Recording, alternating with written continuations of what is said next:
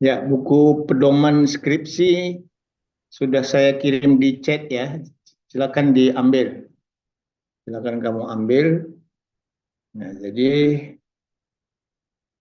nanti tidak akan detail saya memberikan tentang sistematika ya. Jadi nanti yang lebih banyak nanti saya tekankan tentang bagaimana benang merahnya pembuatan proposal dan hasil akhir. Udah kelihatan ya? PowerPoint-nya udah kelihatan? Sudah dong. Ya, oke. Bentar ya.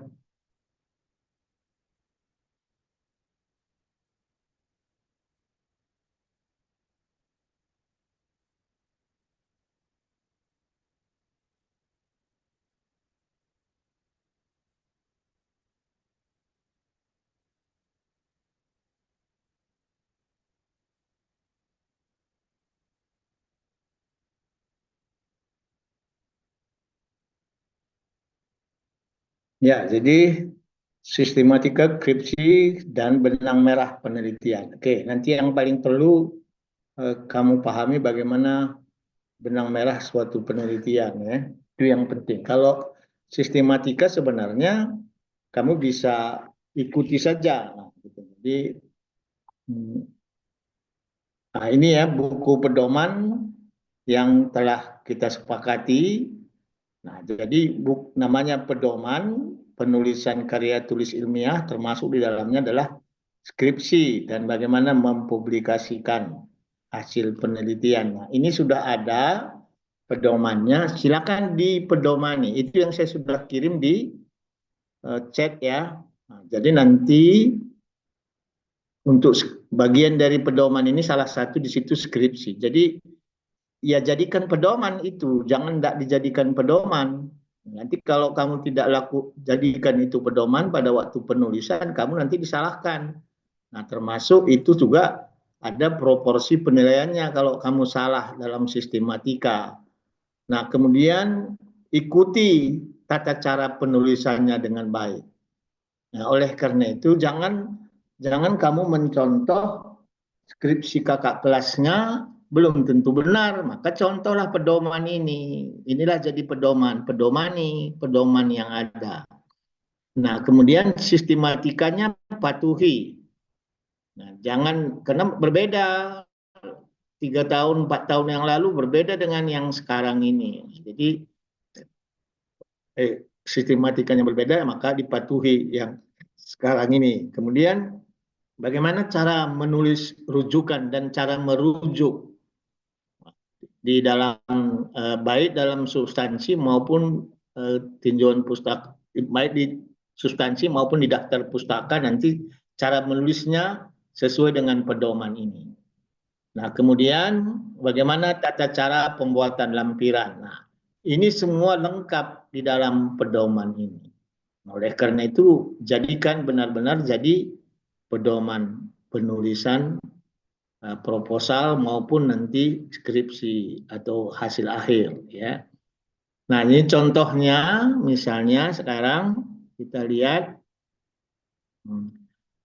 ini yang saya lihat ya. Jadi tidak semua saya copy ya. Jadi ini sebagian-sebagian saja. Ini tata cara penulisan proposal penelitian. Nah, jadi kalau kamu lihat ini lengkap ini, jadi beda ya proposal dan hasil akhir.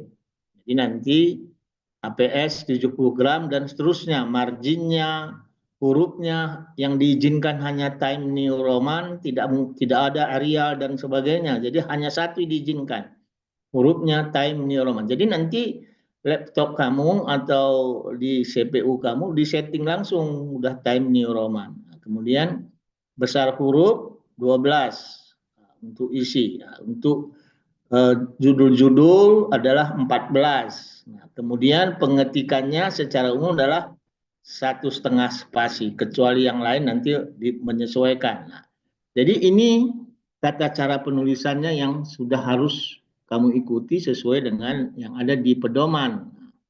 Kemudian kalimat tidak boleh dipenggal, dibuat rata kiri dan kanan, justify. Nah, penulisan bilangan juga ikuti seperti ini. Kalau dia depan bagaimana, nah, dan seterusnya. Kemudian penomorannya itu bab 1, bab 2, bab 3. Nah, nanti subbabnya nanti 11, 12, 1.3 dan seterusnya. Nah, ikuti ini. Nah, sampai berapa nanti kita ikuti? Mungkin sampai subbabnya sampai subbab 3 lah. Jadi kalau 3.1, 3.2, nah nanti 3.1.1.1. Nah, nanti kalau udah lebih dari 3, mungkin kita nggak usah lagi subbab titik 3, 3.1, 2, nggak usah lagi. Jadi sampai 3 subbab saja lah ya ikutinya. Sesudah itu nanti kamu kembali lagi ke A, B, C, D. Bisa begitu. Karena nanti kalau apa kebanyakan nanti habis nanti ketikan kita dengan 3.3 ya gitu. Kemudian penulisan judul bab seluruhnya menggunakan huruf kapital. Sedangkan penulisan judul subbab menggunakan huruf kapital pada setiap awal kata. Seperti tadi 1.1 latar belakang. Nah, begitu. Nah, ini udah ada contohnya lengkap sebenarnya. Jadi kamu tinggal ikuti saja. Nah, halaman juga begitu. Nomor halaman menggunakan angka Arab 1, 2, 3. Ditulis di kanan atas. Kecuali halaman judul bab baru ditulis di center, di tengah, bawah. Kemudian mulai halaman persetujuan, pengesahan diberi halaman huruf I1, I2, I3, dan seterusnya. Kemudian khusus halaman persetujuan pengesahan tidak ditampilkan. Itu maksudnya apa yang tidak ditampilkan? Halamannya. Kemudian sampul depan proposal dijilid biasa dengan sampul plastik. Nama, NIM, dan dibuat dengan font ukuran 14 yang ditulis satu spasi.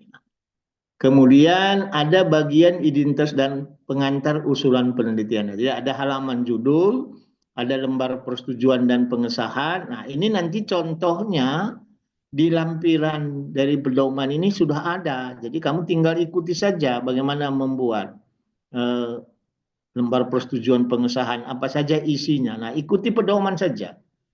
Nah, termasuk tadi persetujuan untuk sidang proposal, lembar persetujuan proposal, persetujuan untuk pengumpulan data lengkap udah ada di situ semua. Daftar tabel, daftar gambar, daftar lampiran, bagaimana cara menulisnya nanti ada di pedoman itu semua. Nah, jadi kamu tinggal ikuti saja, jadi tidak usah nanti kamu gunakan skripsi orang lain atau skripsi kakak kelasnya jadi pedoman, tidak. Jadi sudah jelas ada pedomannya. Bagaimana sistematika penulisan usulan penelitian? Jadi nanti ada judul. Nanti bagaimana menulis judul itulah nanti yang kita jelaskan lagi lebih lanjut sesudah ini. Kemudian ini sistematikanya dulu. Lembar persetujuan, daftar isi, pendahuluan. Jadi latar belakang, rumusan masalah, tujuan penelitian, ikuti begini, jangan nanti tujuan penelitian cuma satu, nggak boleh. Harus ada tujuan penelitian, ada tujuan umum dan tujuan khusus. Nah, hipotesis tentatif, artinya kalau penelitiannya deskriptif, nggak perlu kita buat hipotesis. Atau nanti penelitian eksperimental, tidak harus ada hipotesis. Jadi kalau yang wajib hipotesis itu adalah penelitian analitik atau yang inferensial. Kemudian ada manfaat penelitian. Nah, dibagi 3 dia. Manfaat teoritis, manfaat praktis, manfaat sosial. Jangan cuma nanti manfaat penelitian.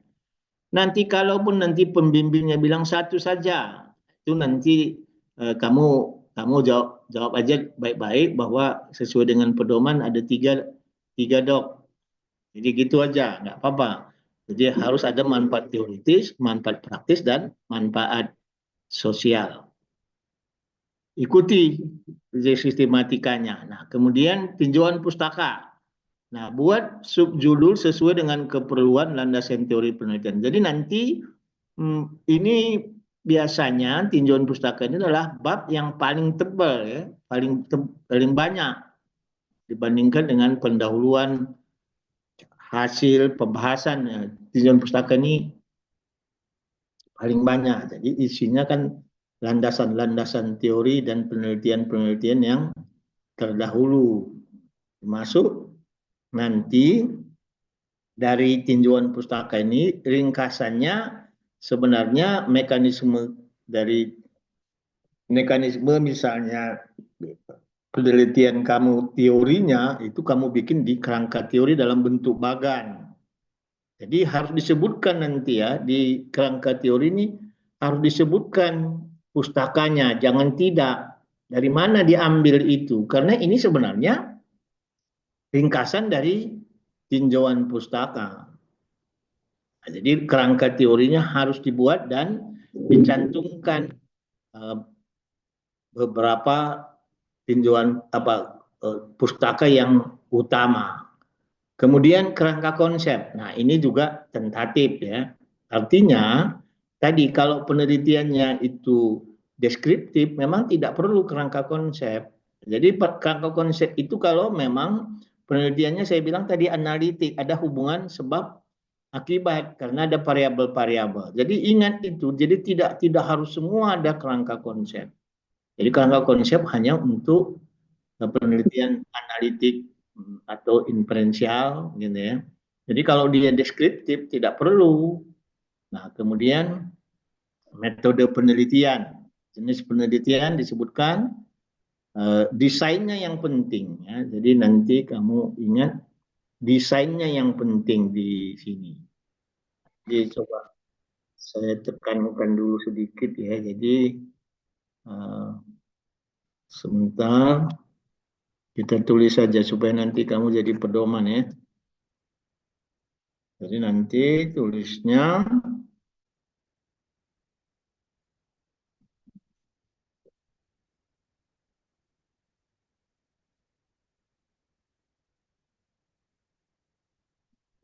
ya, jadi kerangka teori dicantumkan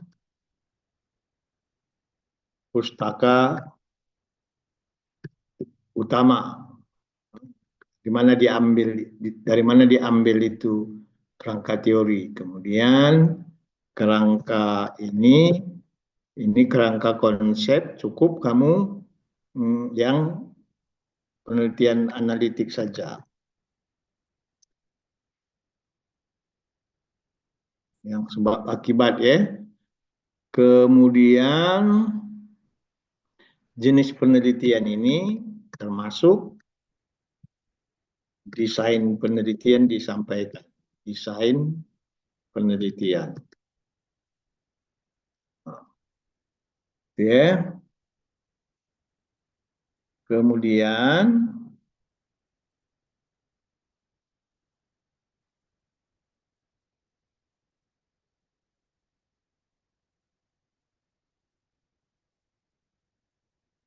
ya. Kemudian waktu dan tempat. Populasi dan sampel. Jadi sebutkan benar lengkap ya populasi dan sampelnya. Jadi bagaimana kalau dia penelitiannya adalah penelitian eksperimental.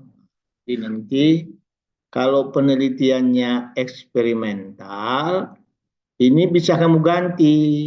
Kalau penelitiannya eksperimental, laboratorium maksudnya ya terhadap tanaman obat atau terhadap ya tikus sebenarnya bisa disebut populasi bisa enggak. Tapi kan objeknya adalah ganti dengan jadi objek penelitian.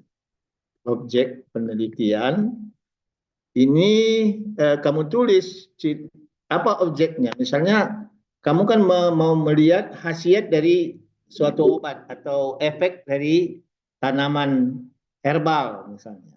Berarti objek penelitiannya kan tanamannya. Nah, jadi contohnya, contoh, jadi objek penelitian misalnya tanaman obat. Tanaman obat. Nah, jadi kamu sebutkan tanamannya, ciri-cirinya. Itu objek penelitian adalah misalnya katakan buah mengkudu.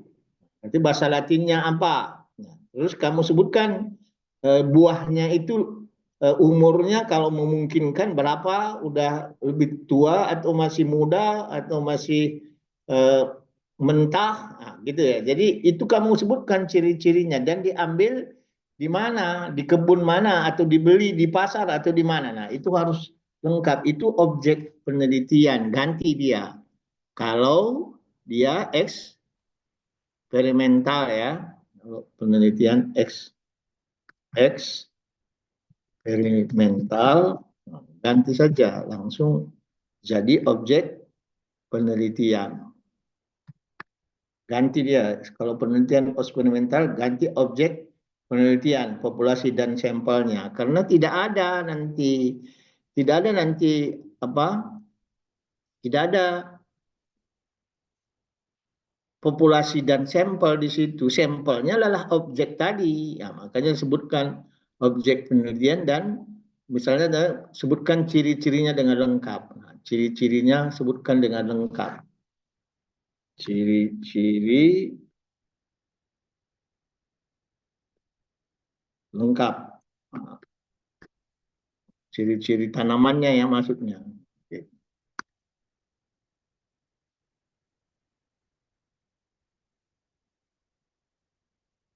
Jadi ini kalau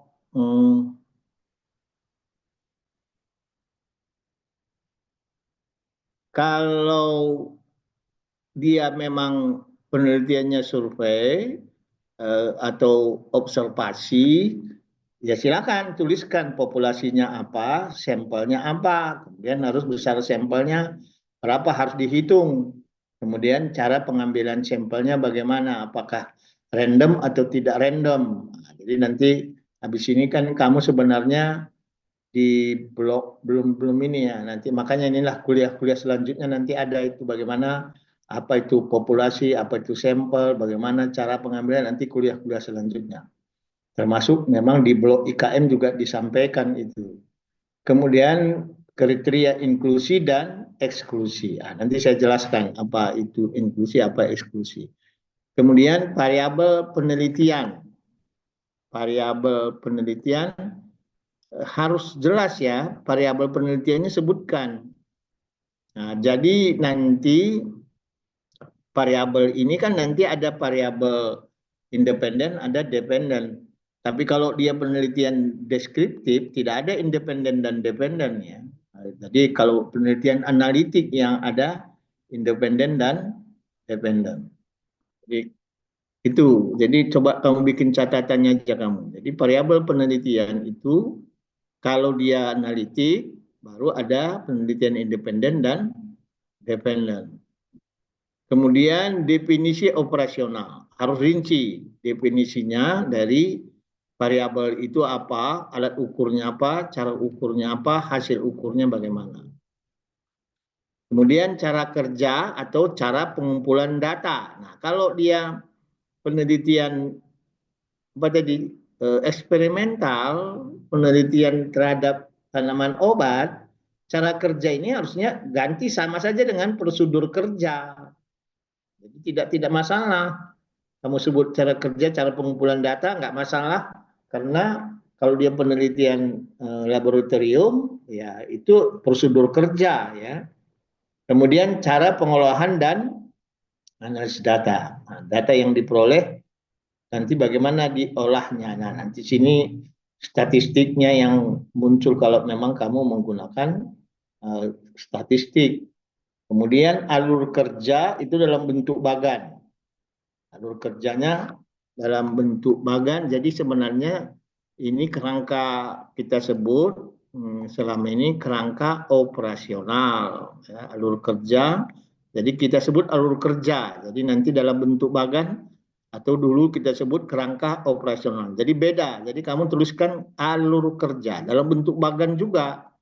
Kemudian jadwal kegiatan dan anggaran. Nah, ini khusus untuk proposal ya, tapi kalau nanti sudah hasil nggak ada lagi itu. Ini sistematikanya untuk proposal penelitian ini. Nah, kemudian di proposal juga disebutkan justifikasi etik.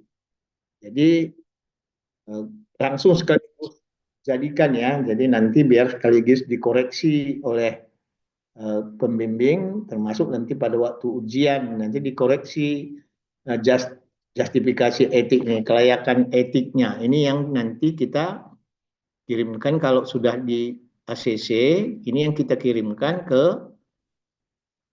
bagian komite etik untuk dilihat lagi. Kemudian kalau udah ada surat izin penelitian dari komite etik, baru kita lanjutkan penelitian. Jadi nanti ini di analisis kelayakannya. Ini ada timnya sendiri, ada tim sendiri. Nah, ini kemarin banyak masalah tentang kelayakan etik ini, oleh karena itu begitu kamu sudah selesai proposal, segera langsung direvisi, langsung diajukan. Jangan nanti revisinya nanti kamu kelamaan memasukkan ke komite etik. Jadi nanti begitu kamu lama memasukkan komite etik, nanti paling cepat itu komite etik 2 minggu kerjanya baru bisa hasilnya keluar. Oleh karena itu jangan begitu nanti kamu ujian proposal langsung revisi, langsung ajukan kelayakan etik. Jadi nanti ini pada waktu nulis justifikasi etik ini sistematikanya, rangkuman karakteristik penelitian, analisis kelayakan etik, prosedur informed consent bagaimana, kesimpulan kamu, daftar pustakanya, lampiran-lampirannya, kemudian biodata ringkas atau riwayat hidup. Nah, ini sistematika proposal. Jadi tolong dipatuhi, jangan nanti kamu disalahkan, nilai kamu kecil, mengakibatkan nanti pada waktu kamu ujian proposal akibatnya bisa mengulang nanti kamu ujian proposal kalau kamu tidak ikuti sistematika yang sudah disepakati seperti ini. Kemudian ini cara penulisan karya tulis ini udah hasil akhir ya, udah skripsi ini. Nah, kalau tadi masih proposal, jadi karena nggak ada kuliahnya lagi nanti, maka sekaligus saja saya sampaikan. Tetapi sebenarnya kamu tinggal ikuti pedoman sih. Nah, jadi di pedoman sudah jelas ini sebut APS 80 gram kalau untuk skripsi, huruf dan spasinya juga diatur sama dengan yang tadi Times New Roman gitu ya. Spasinya 1,5 tetap, percetakan, penjilitan, pembatas baca atau doslak ya, batas pengetikan, penomoran halaman. Nah, kalau untuk penelitian kedokteran tidak diizinkan menggunakan catatan kaki atau catatan akhir. Jadi ini footnote maupun endnote nggak diizinkan. Jadi tidak usah ikut-ikut nanti skripsi orang lain. Jadi kita cukup ikuti dengan pedoman saja. Kemudian halaman perpindahan antar bab. Nah, ini untuk karya tulis ilmiah yang sudah tata cara penulisannya ya. Jadi ini nanti bagian identitas dan pengantar. Jadi nanti ini kalau udah jadi nih skripsi, halaman sampul luar, halaman sampul dalam, halaman judul, halaman pengesahan, halaman persetujuan, kemudian halaman pernyataan integritas. Jadi bahwa pernyataan integritasnya wajib bahwa penelitian ini memang original ya, tidak plagiat. Jadi kamu nanti bikin pernyataan integritasnya. Halaman abstrak ya, bahasa Indonesia, bahasa Inggris, kemudian halaman ringkasan dan summary, kata pengantar dan ucapan terima kasih. Halaman pernyataan persetujuan, publikasi karya ilmiah untuk kepentingan akademis, daftar isi, baru daftar tabel. Semua sudah ada di pedoman ini, termasuk nanti daftar istilah. Kalau banyak istilah-istilah yang digunakan pada skripsi tersebut.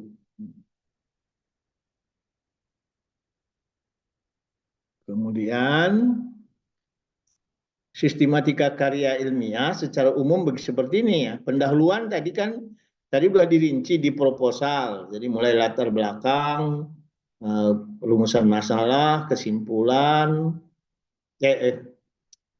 mulai dari latar belakang, kemudian rumusan masalah, tujuan penelitian dan manfaat.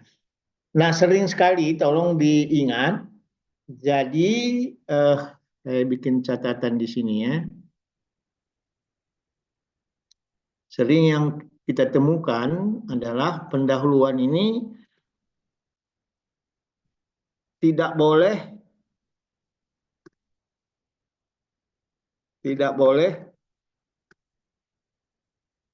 kalimat yang di proposal. Jadi tidak boleh sama dengan kalimat proposal sebenarnya. Tidak boleh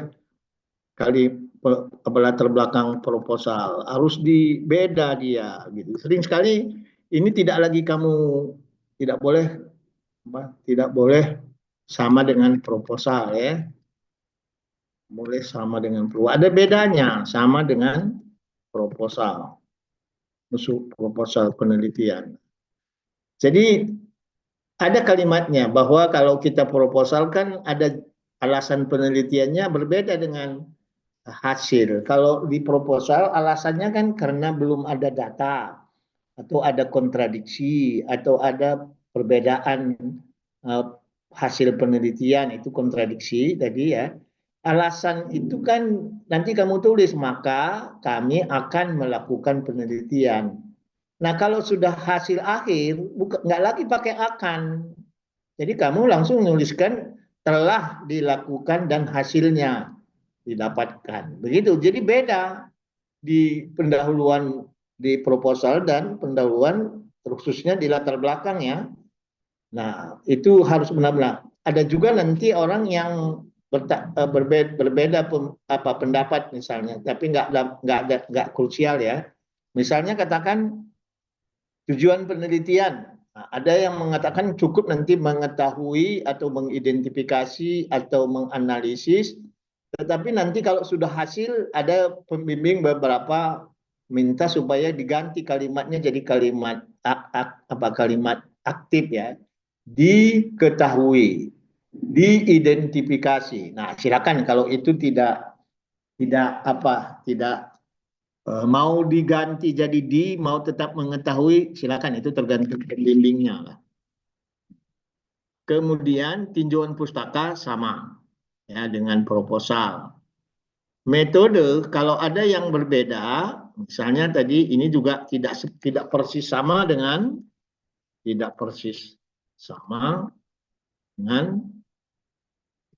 proposal ya, pasti ada beda. Makanya nanti penelitian ini kapan dilakukan? Penelitian ini akan dilakukan pada bulan ini, padahal kamu sudah melakukan penelitian, maka kata akannya kan diganti. Jadi hati-hati lagi. Jadi ini nanti sering karena tidak lagi dikonsultasikan, tidak lagi kamu baca ulang, langsung kamu gabungkan saja dengan hasil pembahasan dan kesimpulan. Jadi sering sekali banyak kesalahan di dalam hasil akhir kamu karena kamu langsung copy paste dari proposal. Jangan ya. Jadi metodenya tidak persis sama dengan proposal ya. Nah, ini yang berbeda. Hasil dan pembahasan ya berbeda karena di proposal belum ada hasil, belum ada pembahasan. Kemudian belum ada simpulan dan saran. Inilah yang membedakan sebenarnya, ini yang perbedaan utama antara proposal dan hasil skripsi. Jadi di proposal belum ada itu yang namanya hasil karena memang masih usulan penelitian, belum dikerjakan. Begitu dikerjakan baru ada hasil, kemudian dibahas, baru disimpulkan dan saran. Nah, ini kira-kira sistematikanya ya. Silakan sampai di sini dulu. Kalau ada yang mau ditanya silakan. Untuk sampai sistematika dulu supaya kamu ada pemahaman dan tidak melakukan kesalahan yang sama nanti. Ya, silakan. Ada yang mau didiskusikan tentang sistematika dulu. Jadi pedoman tadi udah saya kirim di chat, tinggal kamu ambil ya. Nanti itu pedoman nih. Nah, nanti kita mengharapkan dalam minggu-minggu depan atau 2 minggu lagi sudah dapat kamu pembimbing 1 dan pembimbing 2, kamu sudah bisa langsung menyusun dan langsung bisa menghadap ke pembimbingnya untuk konsultasi dan langsung kamu susun. Lebih cepat, lebih bagus. Karena nanti sebenarnya lebih lama kita harus menyusun proposal dibandingkan dengan hasil. Silakan, untuk sistematika ada yang mau ditanya, ada yang masih belum jelas? Silakan. Ada yang mau kamu tanya? Kamu langsung aja atau mau ditulis di chat juga bisa. Atau langsung raise hand saja. Langsung di ini. Silakan. Ada? Belum? Oke. Kalau belum kita lanjut ya. Sebentar.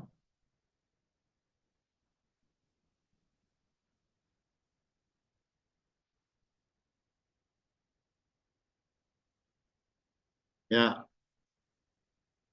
Nah, sekarang ini nah benang merah. Tolong benar-benar ini dibikin catatan-catatan kamu ya. Bikin penegasan-penegasan. Nah, inilah yang sulit. Inilah namanya benang merah. Jadi intinya harus awalnya sebenarnya jangan judul dulu kamu bikin. Yang kamu cari adalah masalah dulu. Masalah apa yang mau kamu teliti. Jangan judul. Nanti judul muncul sesudah masalah itu dirumuskan. Itu sebenarnya. Itu yang benar. Jadi jangan sekali-sekali judulnya muncul, padahal masalahnya tidak tahu. Nah, jadi apa sebenarnya masalah penelitiannya? Itu dulu yang kamu cari. Nah, kemudian katakanlah misalnya topik sudah ada. Topiknya misalnya kamu kalau di bedah atau di nanti di preklinik, di parasit atau di mikro atau di apa. Topiknya ya jelas mikro misalnya. Atau topiknya bedah, silakan.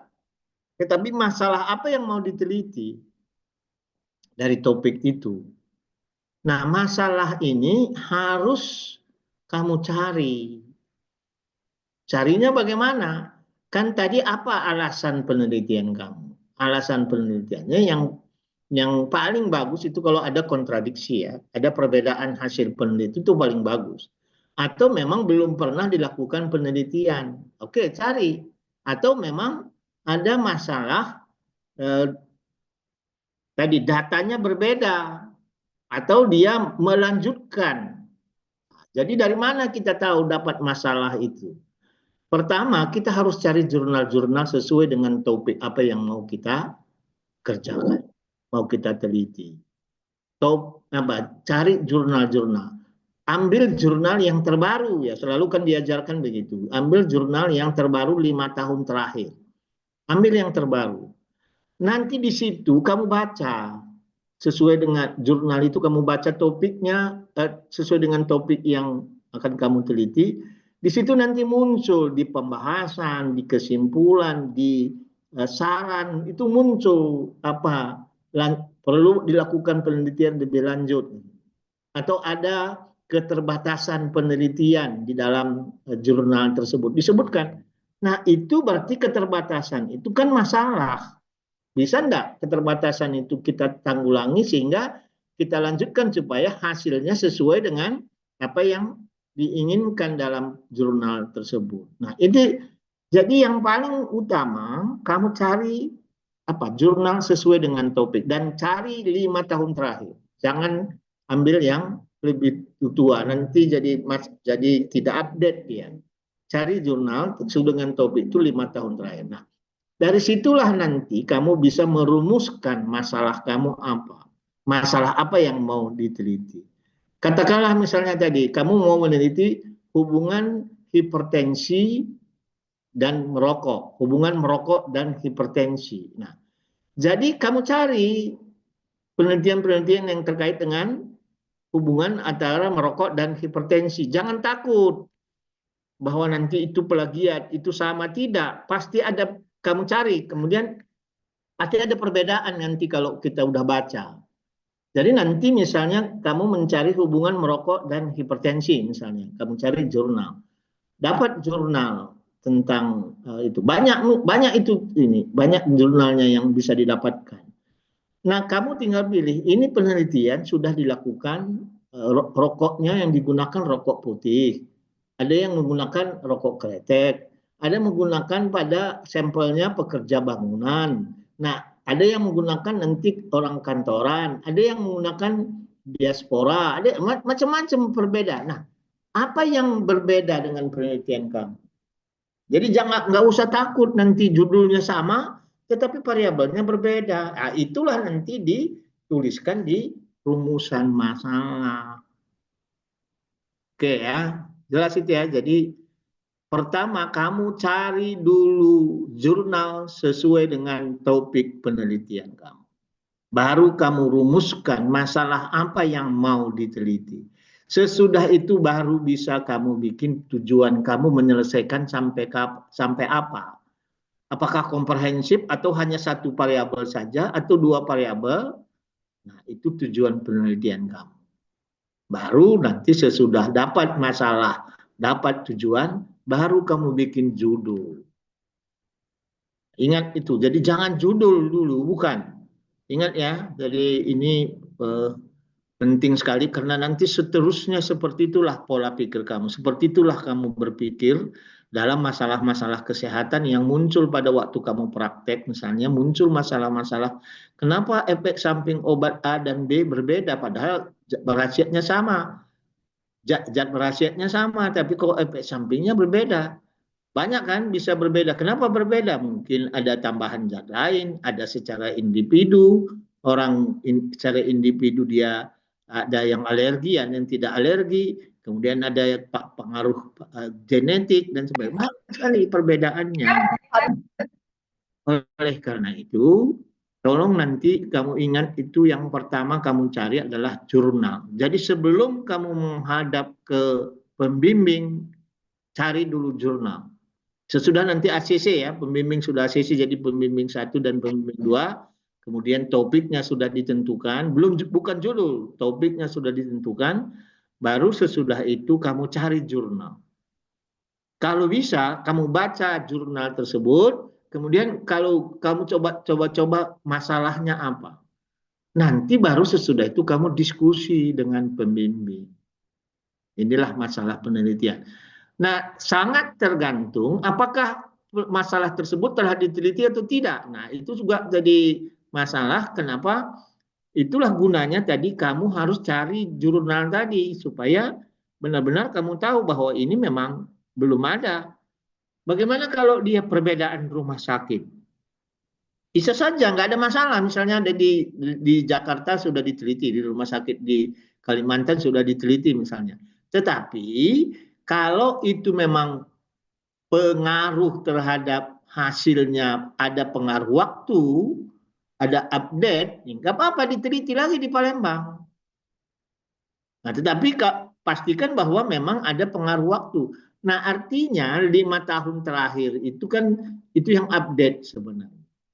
Nah, tetapi ada penemuan baru, ada teori baru. Nah, nggak apa-apa judulnya sama, udah dilakukan di Kalimantan, dilakukan di Pulau Jawa sana, nggak apa-apa. Berbeda nanti kita dengan kondisi di Palembang, di universitas kita, di rumah sakitnya berbeda. Nah, bisa, tetapi memang harus kamu buktikan ada pengaruh waktu.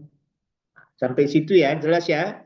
Nah, kalau ada yang mau ditanya langsung saja, jangan ini, supaya kita diskusi ini, supaya ini karena susah memang menentukan masalah itu susah. Nah, jadi yang penting kamu ikuti langkahnya dulu, yang harus kamu pahami dulu. Jadi langkahnya yang pertama tadi cari dulu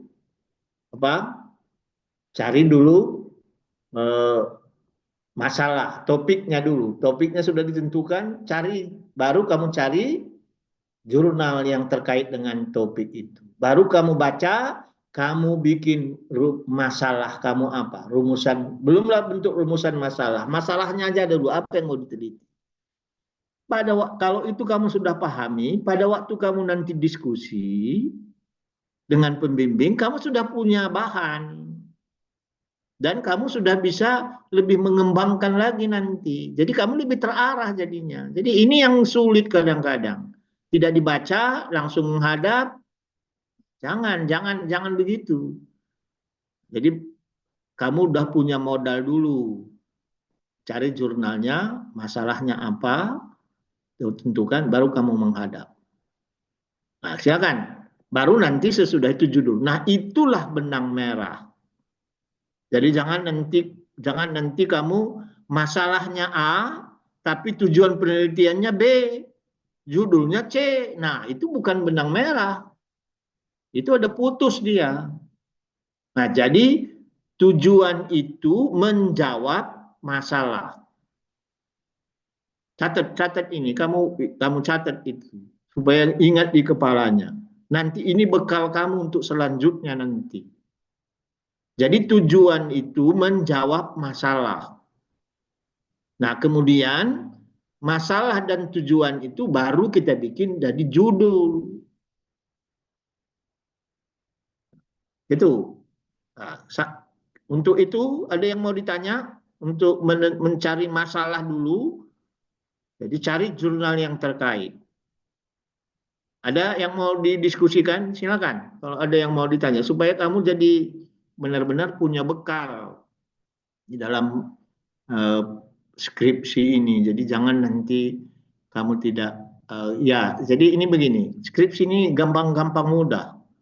Banyak benar faktor yang bisa menyebabkan kamu jadi apa? Jadi apa? Kalau mental kamu tidak kuat, kemudian nanti dimarahi sedikit, langsung langsung kamu ciut. Nah, jangan. Supaya kamu jangan sampai dimarahi nanti sama pembimbing, terus sudah malas ketemu sama pembimbing, ya sudah terlambat pasti. Banyak kita temukan itu masalah itu. Oleh karena itu, supaya tidak terjadi kamu berdiskusinya lancar dengan pembimbing, cari dulu jurnal tadi. Jangan tentukan judul dulu, jangan. Tentukan masalah, baru nanti kamu tentukan tujuannya. Begitu ya. Jadi masalah dulu dapat dari mana? Dari jurnal yang terkait. Jurnal yang dari topik itu. Baru kamu menghadap pembimbing. Begitu ya. Jadi judul bisa berubah. Kalaupun nanti, iya Pak, tapi pada waktu ngadap ke pembimbing sudah ada judul. Ya itu topik lah sebenarnya. Bukan judul, topik baru. Topik apa penelitiannya. Oke, ada yang mau ditanya? Ada yang mau didiskusikan tentang judul, tentang apa? Mencari masalah tadi. Nah, oke, kalau belum ada, nggak apa-apa, nanti ditanya kalau sudah ada ya.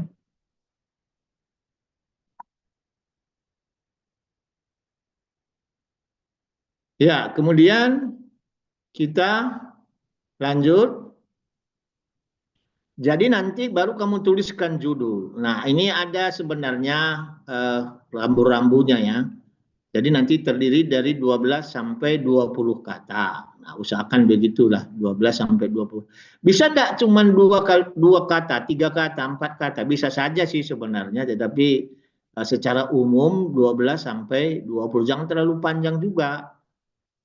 Jangan terlalu singkat juga. Nah, apa yang harus ada di dalam judul? Jadi judul itu apa? Harus jelas, lugas, dan mewakili isi utama hasil penelitian. Jadi misalnya tadi apa?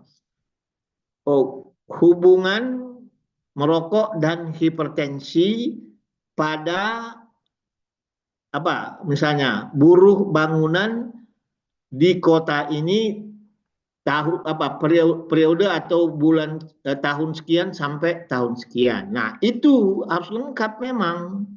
Jadi variabelnya apa di situ tadi? Kalau kita bilang merokok dan hipertensi, kemudian subjeknya adalah buruh bangunan, kemudian dilakukan di tempatnya di mana, kemudian orangnya dilakukan di mana, dan periode penelitiannya kapan, kalau itu ada pengaruh terhadap waktu ya. Jadi kalau misalnya tadi lebih spesifik lagi, misalnya pada perokok apa, perokok berat, perokok, nah itu nanti di variabel, oke lah, nggak apa-apa. Nah, itu harus dicantumkan di judul variabelnya tadi. Apa variabelnya? Rokok dan hipertensi. Apa betul merokok itu menyebabkan hipertensi? Tapi kan apa yang kandungan rokok ya nggak perlu dicantumkan lengkap benar di judul itu. Jadi ada nikotin, tar misalnya, itu yang menyebabkan hipertensi. Bagaimana? Enggak.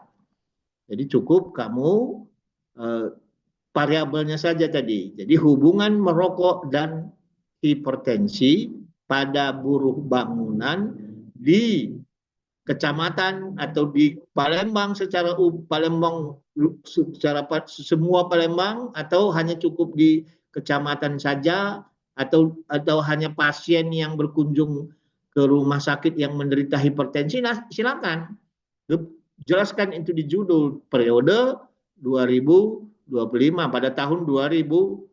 Maka itu judul. Jadi jelas, lugas, dan mewakili isi utama. Isi utama hasil penelitiannya apa tadi? Merokok dan hipertensi. Ringkas, tidak mengandung singkatan kecuali singkatan yang baku. Oke. Mengandung dua atau lebih variabel. Tadi dua atau lebih variabel. Variabelnya tadi apa? Merokok dan hipertensi. Nah, jadi kalau mau ditambah lagi tadi, subjeknya apa? Nah, kemudian periodenya kapan? Nah, itu kalau mau ditambah silakan. Tempat penelitiannya di mana? Silakan. Nah, itu judul. Oke, terdiri dari 12 sampai 20 kata. Oke. Nah, sekarang sesudah judul didapat, jadi dari masalah baru kita tentukan nanti judul. Sudah. Nah, baru kita susun. Jadi rumusan masalahnya sudah jelas. Oke. Baru kita bagaimana membuat latar belakang. Apa tujuan dibuat latar belakang ini? Jadi latar belakang ini sebenarnya kalau kita proposal, ya usulan penelitian, yakinkan bahwa memang penelitian ini penting dilakukan. Penelitian ini penting dilakukan. Itu harus tercantum di latar belakang. Mengapa dilakukan penelitian ini? Apa pentingnya dilakukan? Jadi justifikasinya, alasan penelitiannya harus jelas.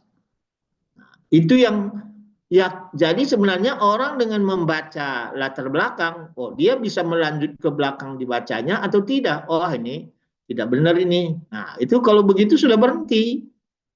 Nah, jadi termasuk meyakinkan pembimbing, meyakinkan penguji bahwa memang penelitian ini penting dilakukan. Itu tahapnya tadi yang penting. Kenapa? Kamu sebutkan penelitian si A mengatakan ini, penelitian si B mengatakan ini, tetapi belum dilakukan penelitian terhadap buruh bangunan dah, tapi perlu pegawai kantoran. Pegawai kantoran ini banyak lagi nanti jenisnya. Banyak, jadi nggak usah takut. Nggak usah takut nanti sudah dilakukan penelitian. Maka yang paling penting adalah cari jurnal dulu. Cari jurnal yang 5 tahun terakhir, itu yang penting. Dari situlah nanti muncul masalah, muncul perbedaan penelitian. Nah, kalau dapat perbedaan penelitian, itulah alasan yang paling penting. Itulah alasan yang paling baik, paling bagus untuk dilakukan penelitian. Oke, kalau itu sudah dapat, nah bagaimana cara menyusunnya sekarang? Menyusun latar belakang. Jadi kamu bikin dulu definisi dulu lah. Nanti hipertensi adalah, nah begitu ya. Baru sesudah kamu dapat apa itu pengertian hipertensi, kan secara umum kamu sudah dapat. Nah, kemudian masalahnya apa? Sering sekali hipertensi ini faktor-faktor penyebabnya sering tidak diketahui atau sudah diketahui, tetapi salah satunya adalah rokok. Nah, itu uraikan masalahnya yang diteliti. Kemudian penyebab tadi adalah salah satunya adalah merokok bisa menyebab masalahnya, perokok menyebabkan terjadi hipertensi. Baru tambah bagaimana prevalensi orang merokok, prevalensi hipertensi. Bagusnya prevalensinya kalau mau panjang sih dari dunia, kemudian ke Indonesia, Indonesia ke provinsi, provinsi ke Palembang. Nah, kalau bisa cukuplah kamu prevalensi ini. Kalau ada, kalau nggak ada baru nanti kamu ambil Indonesia ya. Kalau sudah ada provinsi, ada kota Palembang, cukup itu saja. Apa tujuannya prevalensi ini dibuat? Jadi tujuannya prevalensi ini meyakinkan bahwa banyak masalah ternyata hipertensi ini. Jadi urgen enggak dilakukan penelitian? Urgen. Karena masalahnya banyak, penderitanya banyak.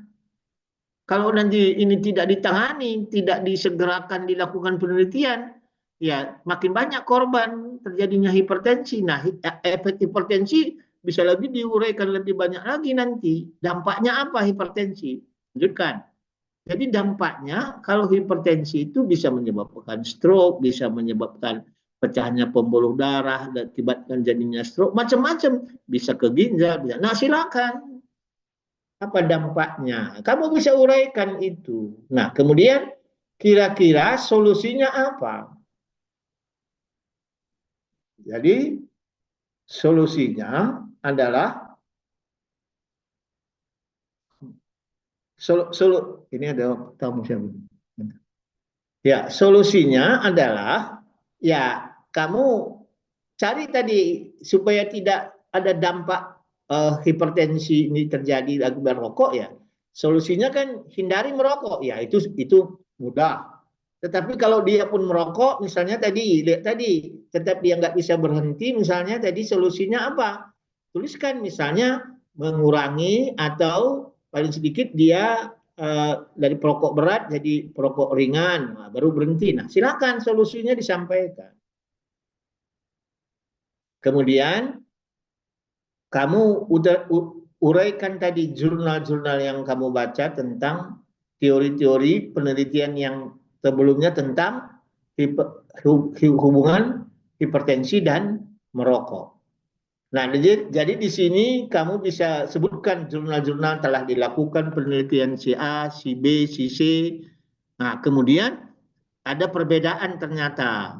Nah, atau memang belum ada dilakukan penelitian, baru ada tentang terhadap buruh, tentang pegawai, nanti pegawainya nanti dibedakan lagi, pegawai yang dia tingkat sosial kelas ekonominya bagaimana, nah bisa dibeda-bedakan semua. Nah, apa secara teori yang paling banyak menyebabkan? Jadi kan untuk orang bisa berhenti itu kadang-kadang pendidikannya tinggi belum tentu juga bisa disuruh berhenti. Nah, pengetahuannya yang tinggi tentang nikotin, tentang hipertensi, tentang rokok juga bisa saja karena dia memang adiksi, kecanduan terhadap rokok. Nah, beda lagi nanti semua itu semua teori-teorinya disampaikan hasil-hasil penelitian. Baru apa alasannya, apa perbedaannya, apa pentingnya penelitian dilakukan. Kalau tadi sudah ada kontradiksi, bagus.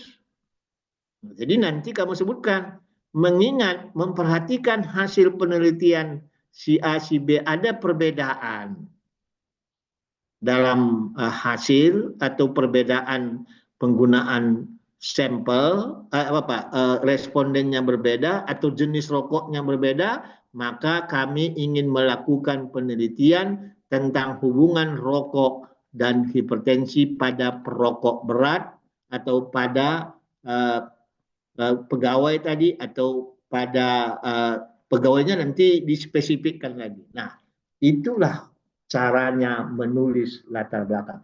Sebenarnya tidak perlu sampai 4 halaman kamu bikin latar belakang. Cukup 2 halaman cukup. Tapi ringkas tadi ya. Ikuti ini. Ikuti langkah-langkah ini.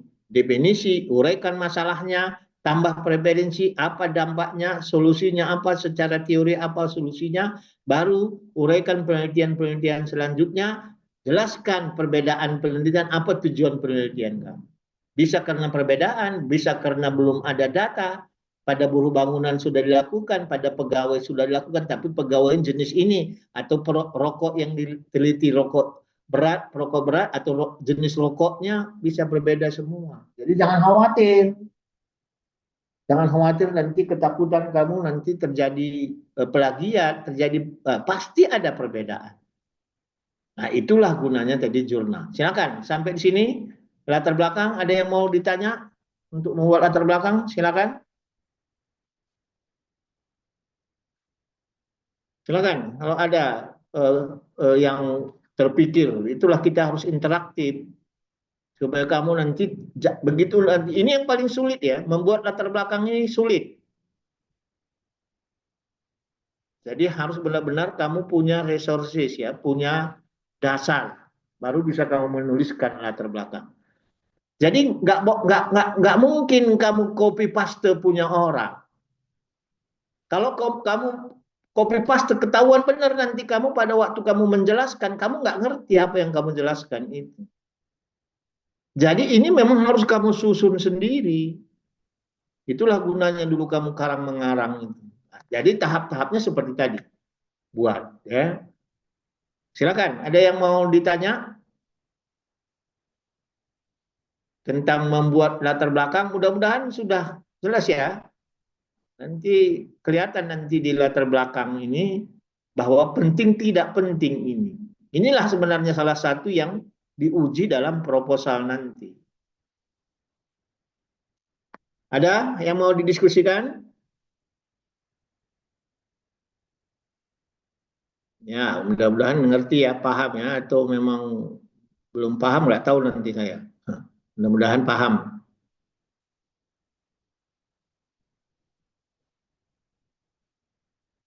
Ya, itu latar belakang ya. Kemudian, jadi di latar belakang ini nanti sudah ada kaitannya dengan masalah tadi yang kita tadi rumuskan tadi, dan judul udah pasti itu. Ya, nah, baru rumusan masalah. Nah, dari teori-teori tadi sebenarnya masalah tadi sudah kamu temukan, tapi belum kamu rumuskan. Jadi ini paling banyak kesalahan pada waktu mahasiswa menuliskan ini. Jadi langsung pertanyaan, sebenarnya bukan begitu menulisnya. Jadi nanti langsung, misalnya tadi judulnya, masalahnya tadi rokok dan hipertensi. Kemudian judulnya tadi sudah hubungan merokok dan hipertensi. Rumusan masalahnya, bagaimanakah hubungan merokok dan hipertensi? Itu bukan rumusan masalah, itu pertanyaan penelitian. Jadi sering sekali langsung kalimatnya. Oleh karena itu sebenarnya yang paling bagus adalah kamu ngerti dulu. Ini rumusan masalah ini adalah kalimat yang menjadi alasan rasional kenapa kamu melakukan penelitian. Itu sebenarnya ada di rumusan masalah. Kemudian pertanyaan kritis yang diambil dari uraian masalah penelitian yang sudah kamu sampaikan tadi di apa? Di latar belakang. Sudah cantumkan di latar belakang. Kemudian baru dibuat dalam pertanyaan penelitian, bisa dalam bentuk kalimat tanya, bisa juga dibuat dalam bentuk kalimat negatif. Jadi tadi misalnya tadi hubungan merokok dan hipertensi, apa masalahnya? Jadi kamu sebutkan dulu tadi premisnya. Itu yang paling bagus ya. Premisnya bahwa kamu teorinya sebutkan, catat ini, jangan tidak dicatat nanti karena di pedoman tidak disebutkan ini, kuliah inilah menyebutkan itu. Jadi nanti kamu bikin premisnya sesuai dengan teori yang kamu dapatkan, mekanisme kerjanya bagaimana dapat menyebabkan hipertensi. Jadi nanti di kandungan rokok itu apa? Misalnya nikotin. Bagaimana mekanisme nikotin menyebabkan trombus atau plak di pembuluh darah sehingga menyebabkan tekanan darah meningkat. Nah, jadi itu premis. Mana yang pertama tadi? Merah tak, Boy? Ya, itu siapa yang bocor itu? Jadi premisnya tuliskan dulu bagaimana mekanisme nikotin itu menyebabkan hipertensi. Nah, jadi udah jelas itu premisnya, teorinya sudah jelas. Itulah tadi yang kita baca dari mana tadi itu dapatnya? Dari jurnal. Baru dari sesudah kita munculkan premis, baru kamu bikin pertanyaan penelitian atau kalimat negatif. Jadi merokok dapat menyebabkan. Jadi kalau misalnya kalimat tanya kan, apakah merokok dapat menyebabkan hipertensi? Atau misalnya tadi rokok dapat menyebabkan hipertensi. Nah, jadi kalau lebih tegasnya rokoknya kamu sebut apa?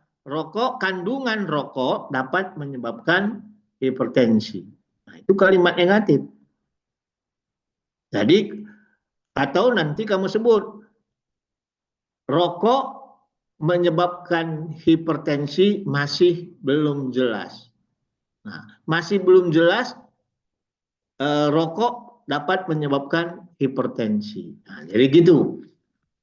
Nah, itu begitulah cara membuat rumusan. Jadi sebagusnya memang supaya nanti benar-benar kamu mengerti apa masalahnya. Jadi kalau kamu sudah cari tadi dari jurnal, sudah pasti bisa kamu bikin premis. Nah, ini sering sekali premisnya ada langsung pertanyaan penelitian. Jadi tidak jelas alurnya. Nah, jadi buat dulu premis, baru kamu bikin pertanyaan penelitian atau kalimat interrogatif, kalimat negatif ya. Belum jelas persepsi seperti ini ya, persepsi Ibu Nyusi tentang fasilitasi pemberian ASI masih belum jelas. Jadi persepsi masyarakat tentang rokok dapat menyebabkan hipertensi masih belum jelas. Nah, itulah kalimat negatifnya. Tapi bagaimana Pak kalau nanti kami masukkan dia hanya kalimat tanya saja, pertanyaan penelitian. Ya, itu pertanyaan penelitian sebenarnya itu bukan rumusan masalah ya. Itu pertanyaan penelitian. Ini juga sering berbeda nanti. Satu pembimbing dengan pembimbing lain dan begitu juga dengan penguji. Nah, oleh karena itu dasarnya dulu apa? Dasarnya adalah rumusan masalah. Itu ya nggak apa-apa. Bisa pertanyaan penelitian, bisa kalimat negatif. Silakan. Tetapi munculnya pertanyaan penelitian atau kalimat negatif itu dari premis dulu. Premis itu dapat dari mana? Dari jurnal yang kamu baca.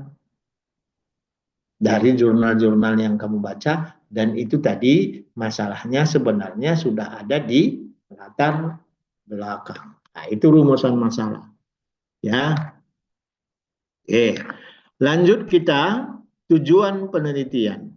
Jadi tadi terdiri dari tujuan umum dan tujuan khusus. Jadi ini benang merahnya. Tujuan tadi harus menjawab rumusan masalah. Jadi masalahnya rokok dan hipertensi, jangan nanti tujuannya jadi buruh bangunan yang bekerjanya sekian jam bisa menyebabkan kurang tidur sehingga terjadi hipertensi. Iya betul, teorinya itu betul, tetapi tidak ada benang merah dengan masalah. Nah, jadi kalau kamu tadi bicara rokok dan hipertensi, sekarang tujuannya adalah mengidentifikasi lamanya tidur, lama tidur dari lama tidur dari buruh bangunan yang bisa menyebabkan terjadinya hipertensi. Nah, nggak ada itu, tidak nyambung, itu putus benang merahnya. Nah, jadi itu namanya benang merah. Jadi tujuan penelitian harus menjawab masalah penelitian. Jadi jawaban langsung dari mana? Itulah benang merahnya. Jadi tujuan khusus nanti berisi rangkaian tujuan penelitian yang akan dilakukan. Jadi nanti misalnya tadi kamu tuh masalahnya apa? Merokok dan hipertensi. Maka nanti supaya terjawab hubungan merokok dan hipertensi, tujuan umum, tujuan khususnya apa? Ya jadi nanti berapa banyak orang itu menggunakan rokok. Rokok apa yang dia gunakan? Rokok apa saja yang digunakan? Terus baru tujuan kedua apa? Berapa banyak yang hipertensi? Karena nanti ada yang merokok tidak hipertensi, ada yang merokok hipertensi. Jadi kamu identifikasi dulu jumlah perokok.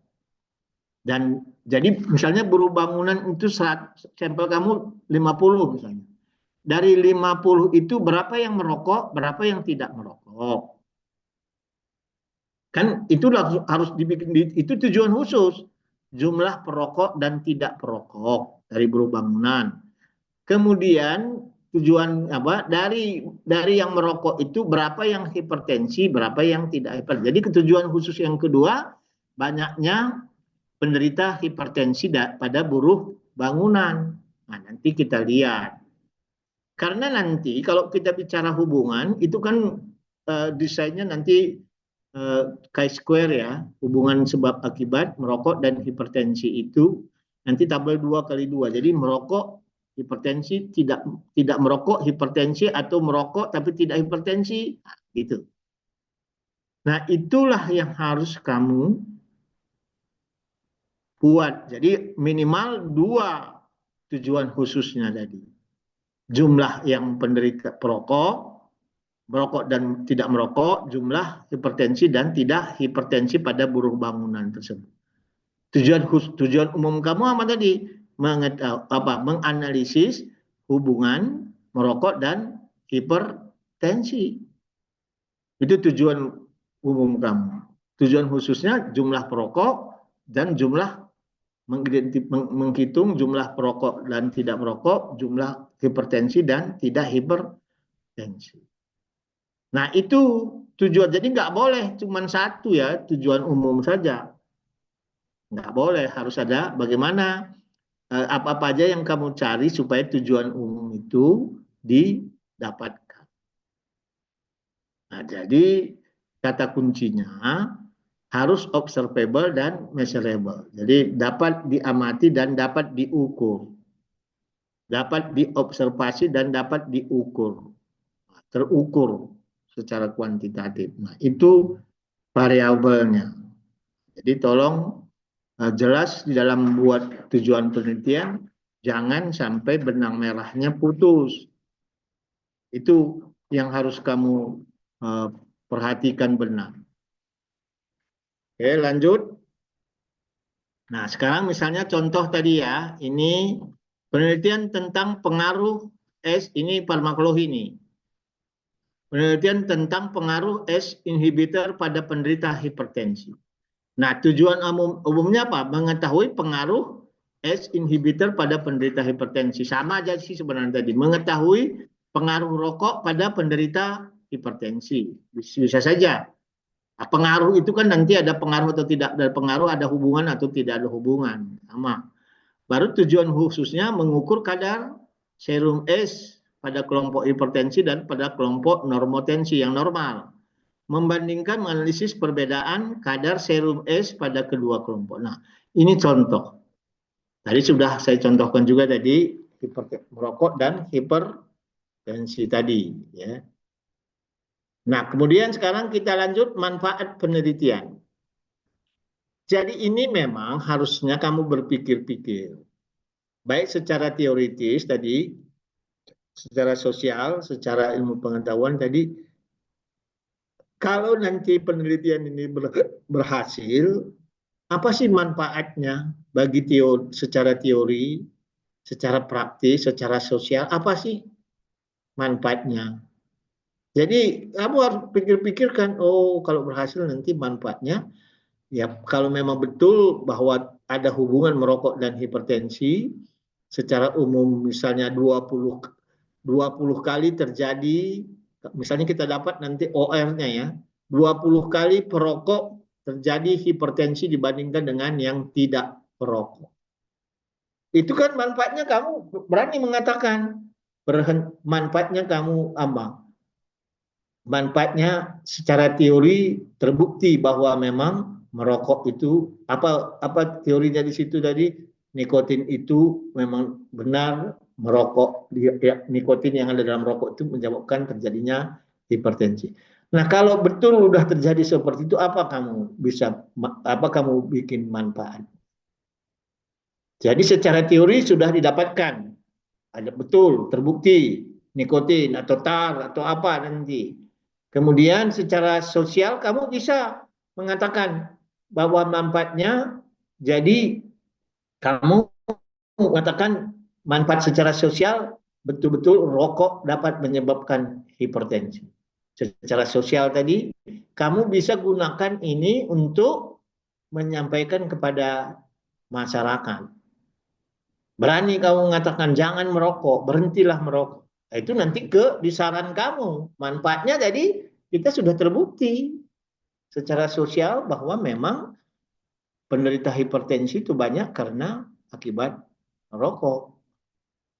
Jadi manfaat untuk pengetahuan tata laksana kesehatan untuk masyarakat. Nah, jadi nanti sesuaikan aja lah dengan pedoman tadi, teori, sosial maupun ilmu pengetahuan tadi. Nah, silakan, itu ikuti saja ya. Jadi kamu bayang-bayangkan nanti kalau dia ini berhasil apa ya manfaatnya. Kalau tidak berhasil apa ya manfaatnya. Gitu. Tetapi kan kamu melakukan penelitian pasti hipotesa kamu lebih dari 50% pasti berhasil. Nah, nanti masalahnya tidak berhasil lain, itu nanti nggak bisa kita sarankan saja nanti. Jadi kita sarankan untuk penelitian lebih lanjut. Nah, hipotesis saya katakan tadi tidak harus ada. Letaknya di mana tadi? Letaknya di pendahuluan ya. Nah, lazim ditulis pada penelitian inferensial, hubungan sebab akibat hipotesis itu. Kalau tidak itu tidak lazim dituliskan. Jadi tidak harus tadi. Makanya tentatif tadi ya. Jawaban sementara yang dibangun dari kerangka pemikiran sang peneliti. Nah, secara umum, kamu kan tadi secara teori kan sudah dapat, ya pastilah. Secara teori kamu sudah baca tadi bahwa kandungan rokok, nikotin maupun tar maupun nanti kandungan-kandungan lain dapat menyebabkan terjadinya hipertensi. Secara teori kan kamu sudah dapat. Ya, oleh karena itu, kalau kamu dengan teori mengatakan begitu, kamu kan yakin, oh iya pastilah terjadi hipertensi kalau dia merokok. Nah, hanya nanti kan kita lihat betul tidak rokoknya, kalau dia pemerokok berat, perokok sedang, perokok ringan, bisa nggak terjadi hipertensi? Nah, itu nanti variabelnya lain. Kemudian nanti perokok kretek dan perokok putih,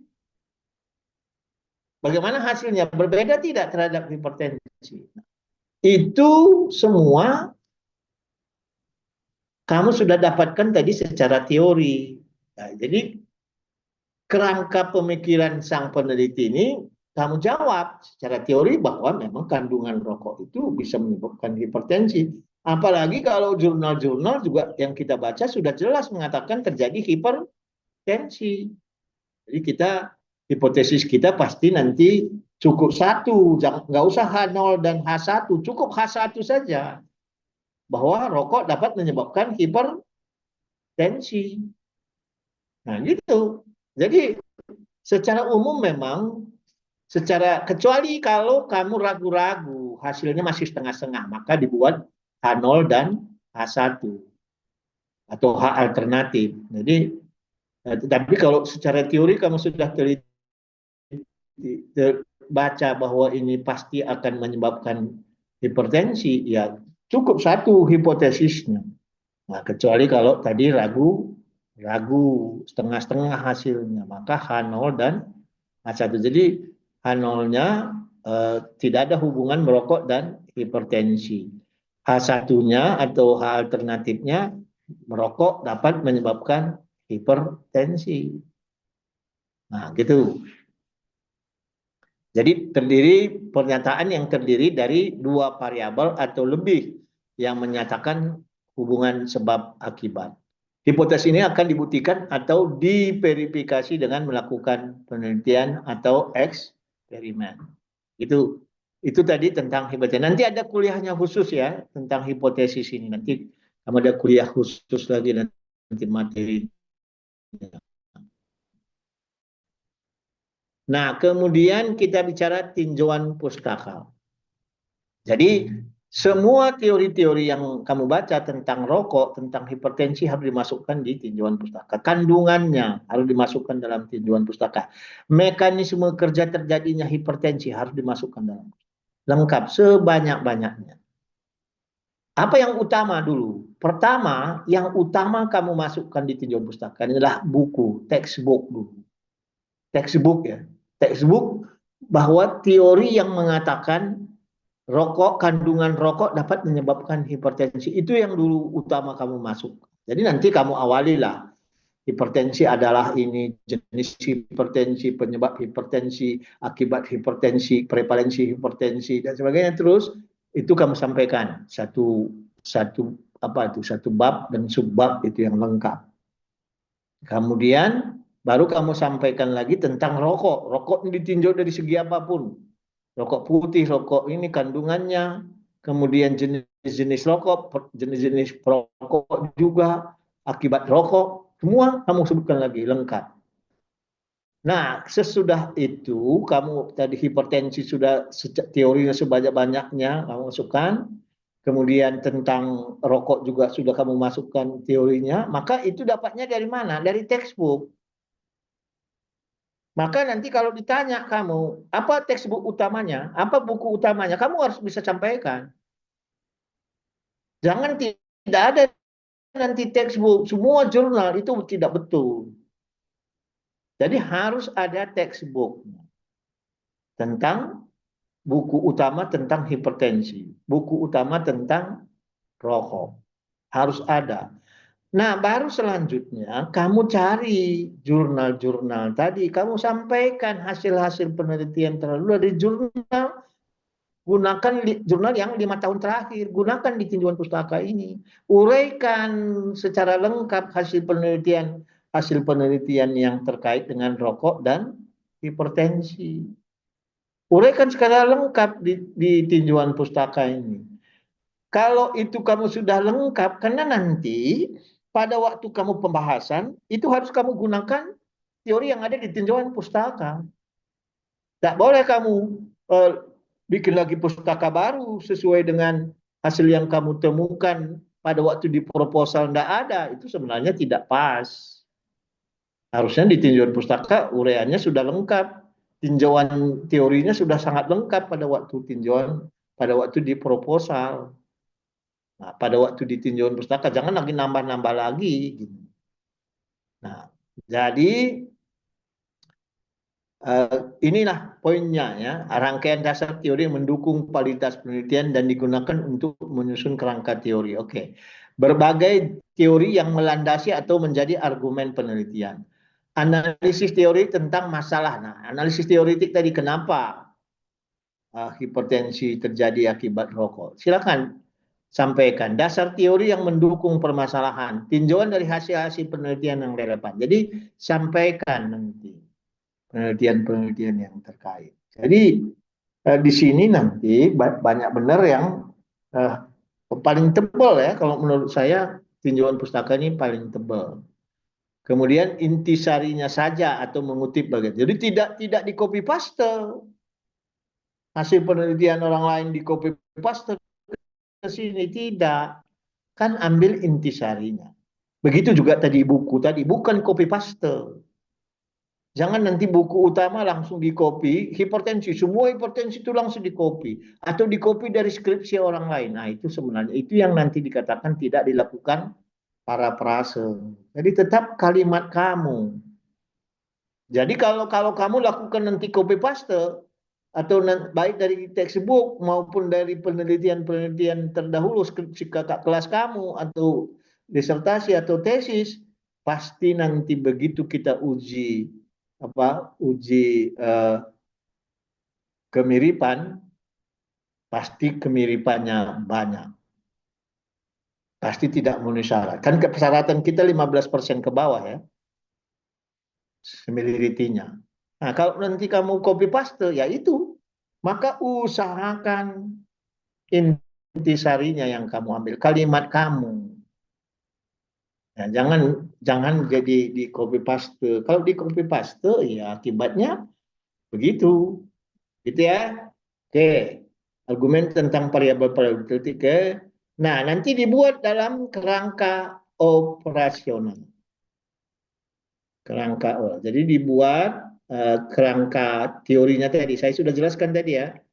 Jadi nanti kerangka teori atau kerangka operasional. Oke, kerangka operasional nanti itu tadi kita sebut tadi kerangka operasional tadi kita sebut alur kerja ya. Tadi yang sepakat di apa tadi. Jadi nggak ada kerangka operasional. Ini nanti kita ganti dengan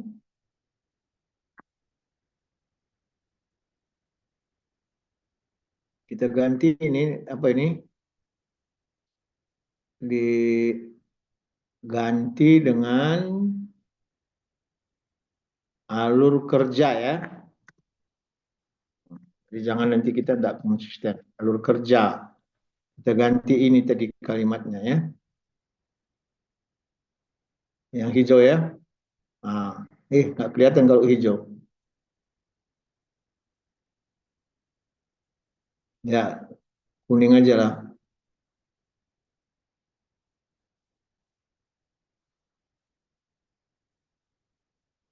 Nah, ya, apa-apa ya, alur kerja ganti ya. Jadi garis miring saja. Jadi alur kerja. Nah, itu ditulis tadi dalam bab metode penelitian. Kerangka operasional dibuat dalam diagram. Ditulis sumber pustakanya. Itu kan saya sebutkan tadi ya. Jadi ini mekanisme yang paling penting apa? Bagaimana mekanisme kandungan yang ada dalam rokok itu menyebabkan hipertensi. Itu yang paling penting kamu sebutkan di kerangka teori. Itulah tadi kita dapatkan dari tinjauan pustaka tadi, dari buku utama, dari apa textbook yang kamu baca. Itulah kerangka teori. Nah, metode penelitian, ini tadi sudah saya jelaskan jenisnya, sampaikan sekaligus dengan desainnya ya.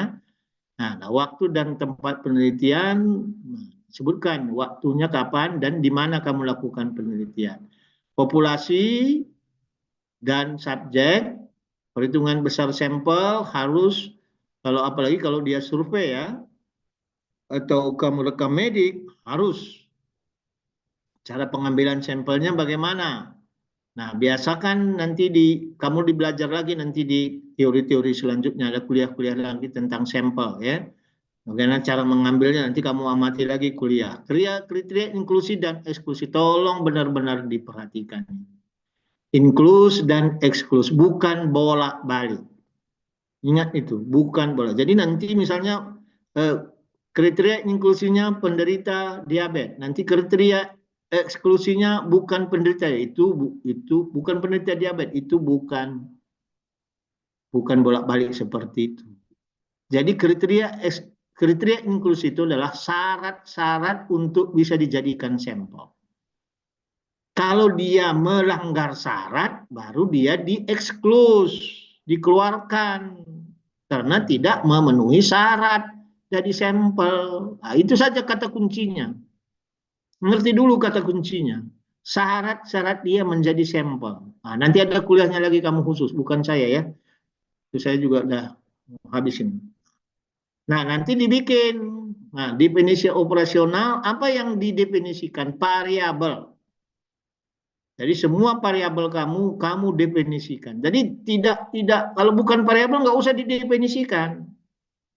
Jadi definisinya bukan definisi teori, tapi definisi operasional.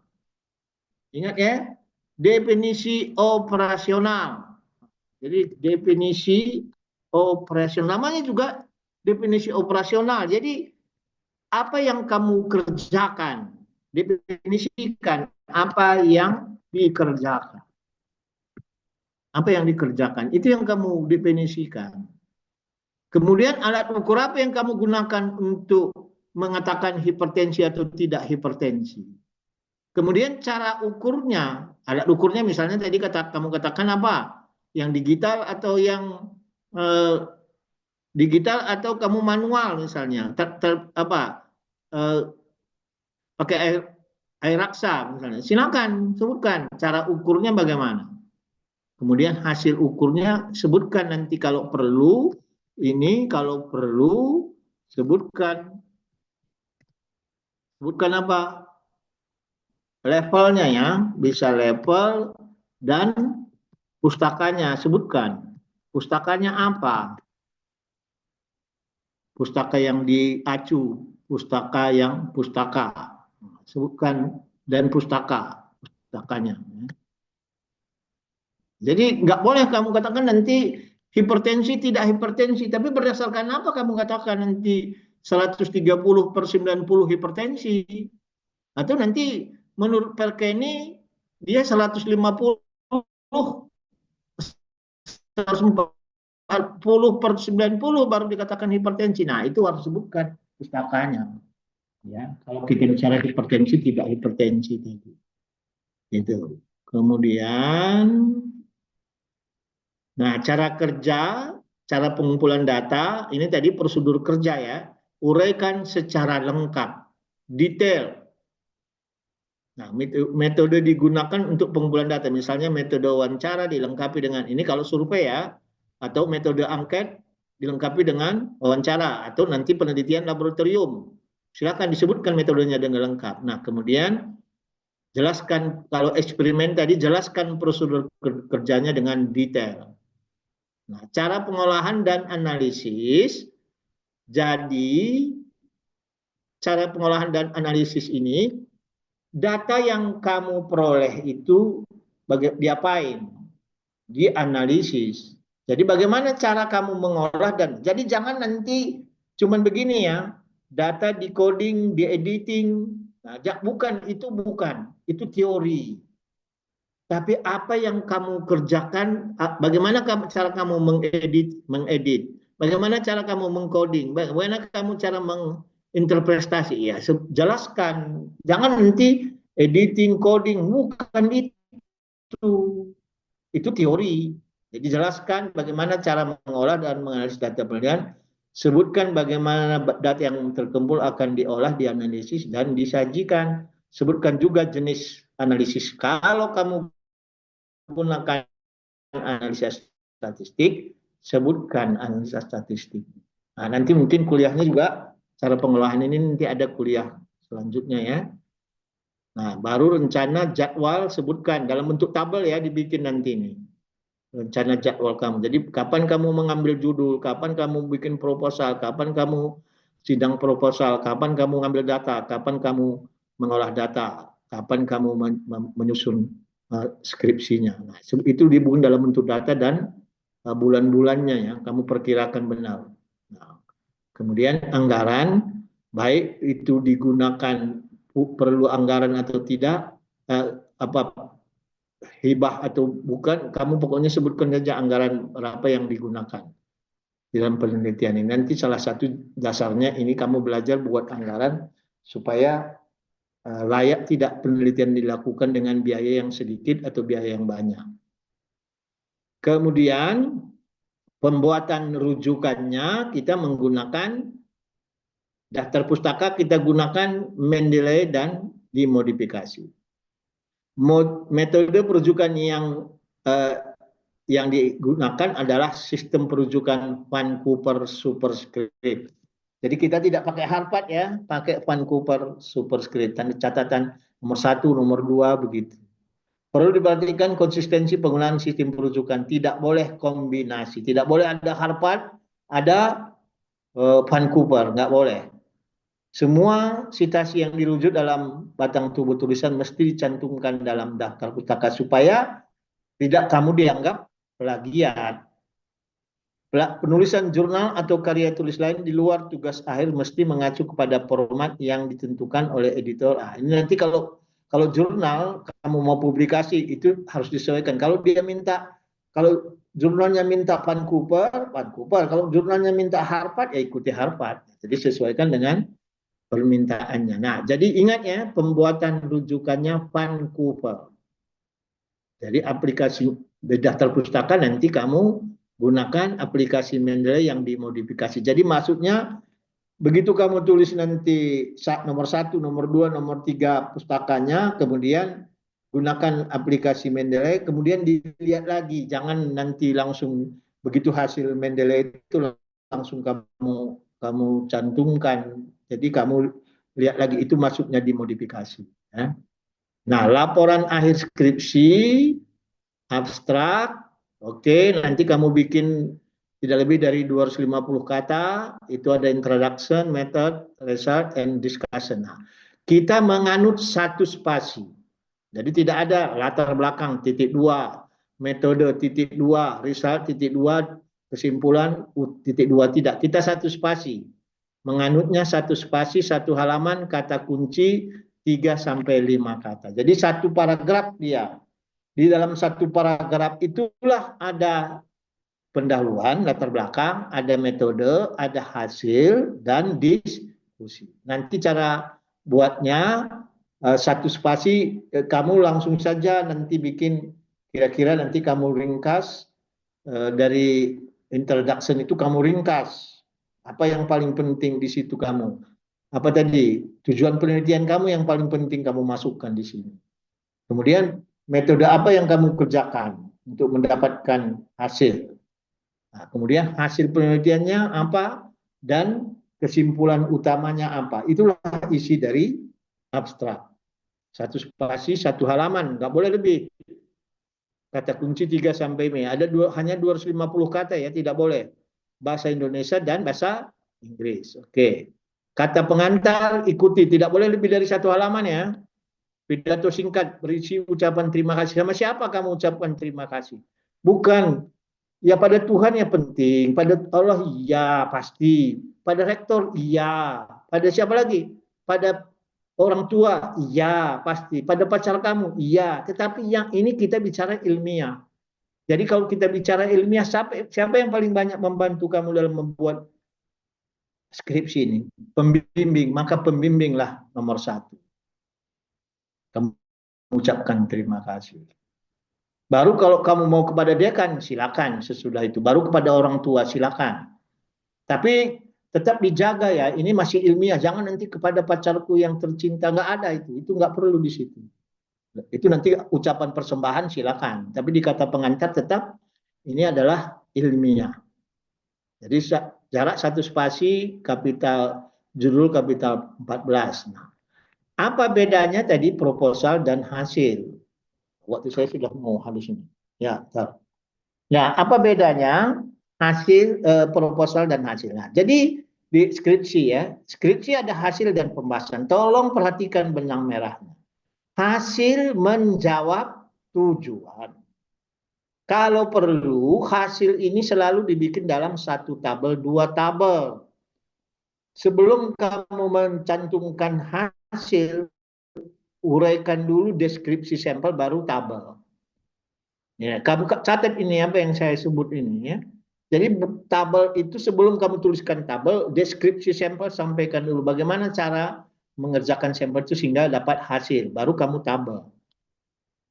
Itu hasil. Kemudian dibahas, setiap hasil dibahas. Apapun hasilnya dibahas. Pembahasan ini sulit. Tapi kata kuncinya begini, kamu bahas, pertama langkah-langkahnya kamu catat. Pembahasannya. Pertama, hasil itu kamu bandingkan dulu dengan penelitian terdahulu yang relevan. Kalau hasilnya sama, berarti kamu mendapatkan hasil penelitian saya ini betul sama dengan penelitian yang terdahulu sebutkan. Itu yang kedua. Kalau tidak sama, kira-kira apa? Kenapa tidak sama penyebabnya? Kemudian kalau sudah kamu bandingkan dengan hasil penelitian terdahulu, baru selanjutnya sesudah kamu sama atau tidak sama, baru selanjutnya kamu apa? Kamu lakukan didukung tidak oleh teori. Itu urutannya.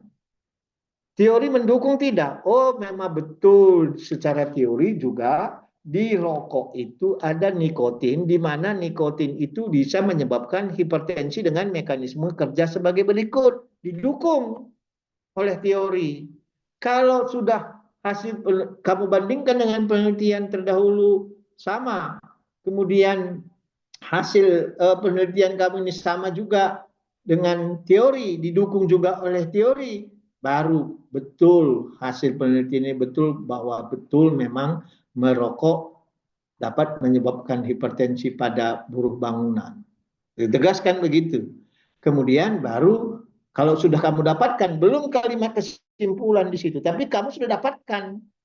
Itu sebenarnya kata kalimatnya didapat baru betul bahwa merokok dapat. Itu sebenarnya kalimat sudah kalimat kesimpulan itu. Nah, begitu pembahasannya. Jadi komprehensif ya pembahasan ini. Kalau pasti nanti tidak nyambung. Jadi kamu baca teori, baca penelitian terdahulu, bandingkan dengan hasil penelitian kamu. Jadi kamu bandingkan hasilnya bagaimana. Kalimat kamu nanti tulis. Kemudian lihat dengan teori. Didukung tidak? Didukung, baru kamu simpulkan. Nah, baru simpulkan didapatkan saja. Jangan disimpulkan, didapatkan. Nah, dan kalau perlu kamu yakin, baru kamu sebutkan apa rekomendasinya. Jadi kalau begitu memang betul merokok dapat menyebabkan hipertensi, maka kita mengharapkan eh, kalau memungkinkan rokok itu diberhentikan, jangan merokok lagi, atau paling sedikit mengurangi. Nah, apa kalimatnya silakan. Nah, itu bentuk saran udah di situ. Jadi sebenarnya kesimpulan dan saran itu sudah ada di kalimat di pembahasan. Oke, jadi hasil tadi menjawab apa? Tujuan, itu benang merahnya. Kemudian dibahas. Soalnya ya, diingat tadi urutan-urutan pembahasan tadi. Kemudian baru kamu simpulkan dan sarankan. Kesimpulan dan saran apa? Kesimpulan ini harus dibikin bentuk poin per poin. Kalau 3 tujuan, minimal kesimpulannya juga 3. Catat ini. Ya. Jadi kesimpulannya menjawab tujuan. Menjawab tujuan. Jadi kalau ketujuannya 3, kesimpulannya minimal 3. Bisa tidak lebih dari 3? Bisa kalau memang ada kesimpulan lain yang memang penting untuk disimpulkan. Nah, jadi nanti bagaimana Pak menyimpulkan tadi kalau kamu dapatkan ternyata jumlah perokok lebih banyak daripada tidak perokok. Ya kamu simpulkan secara umum dominan buruh bangunan merokok. Itu kesimpulan. Jangan sebutkan hasil. Ini yang sering salah ya. Kesimpulan itu bukan hasil. Kesimpulan itu sesudah dibahas tadi. Hasil sudah dibahas, baru disimpulkan. Nah, kemudian kesimpulan itu tadi dominan buruh bangunan perokok. Kemudian dominan buruh bangunan hipertensi, menderita hipertensi. Itu kesimpulan, bukan hasil. Kenapa kamu bisa bicara bilang dominan menderita hipertensi? Sesudah dibahas hasilnya. Nah, kemudian baru kesimpulan yang ketiga, ada pengaruh rokok mempengaruhi rokok mempengaruhi atau merokok dapat menyebabkan hipertensi. Itulah kesimpulan kamu. Jadi jangan lagi nanti merokok dapat menyebabkan hipertensi. Di mana kalau mau lebih dipertegas, di mana 20 kali terjadi hipertensi pada perokok dibandingkan dengan tidak perokok. Nah, itu sebenarnya kalimat hasil ya. Nah, tetapi kenapa kamu menyimpulkan jadi merokok dapat menyebabkan hipertensi? Karena 20 kali ternyata yang merokok dapat menyebabkan. Itu yang meyakinkan kamu, oh betul berarti merokok dapat menyebabkan hipertensi. Nah, baru yang terakhir saran. Saran kamu menjawab, apa kata kuncinya? Saran kamu menjawab manfaat.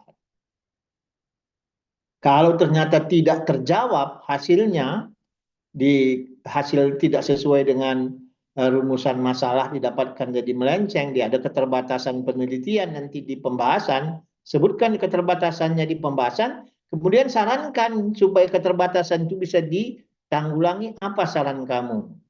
Itu saran. Oke, hasil kesalahannya. Oke, hasil penilaian ini saya sudah jelaskan pembahasan. Oke, kesimpulan, saran, nah, kemudian tata cara pembuatan lampiran. Oke, ini nanti pedoman publikasi nanti kamu bisa lihat di halaman 32 ya, di pedoman tadi. Oke, saya pikir itu yang bisa saya sampaikan karena waktu kita sudah habis ya. Nah, silakan. Nah, dengan ini tadi, ini saya katakan susah dan banyak akhirnya saya sarankan, saya mohonkan pada kamu jangan sekali-sekali meninggalkan skripsi. Nah, sudahlah nanti. Lama-lama keenakan kamu meninggalkan tidak selesai. Ini yang terjadi pada teman-temannya. Jadi kerjakan terus, kerjakan sesulit apapun kerjakan terus. Pasti ada jalan keluar. Itulah gunanya pembimbing. Maka ketemu dengan pembimbing. Kalau nanti komunikasi kamu dengan pembimbing ada hambatan, ngomong sama PA-nya, pembimbing akademiknya, ngomong sama prodi. Ya, jadi jangan sekali-sekali kamu tinggalkan. Begitu kamu tinggalkan keenakan. Oke, silakan. Ada yang mau ditanya? Ada yang mau didiskusikan silakan ya. Apakah lokasi penelitian untuk mengambil sampel skripsi boleh terletak di luar Palembang? Boleh, tetapi kamu ingatlah nanti waktu kamu. Ya. Misalnya kamu ambil di Muara Enim, di Puskesmas Muara Enim boleh. Boleh, bukan nggak boleh, tapi coba perhatikan waktunya ya. Waktu kamu nanti sempat tidak mengambil data di sana. Kalau memang kamu merasa sempat, silakan. Di luar provinsi juga boleh, gitu ya. Tetapi kan nanti secara etik, kalau nanti di rumah sakit etik di Lampung misalnya etiknya mungkin berbeda. Tapi boleh, ya. Tapi kamu perhatikan waktu kamu ya, kesempatan kamu untuk mengambil sampel sambil kuliah, sambil mengambil data. Nah, hati-hati itu saja cuma. Tapi boleh, ya. Oke, lanjut silakan yang lain.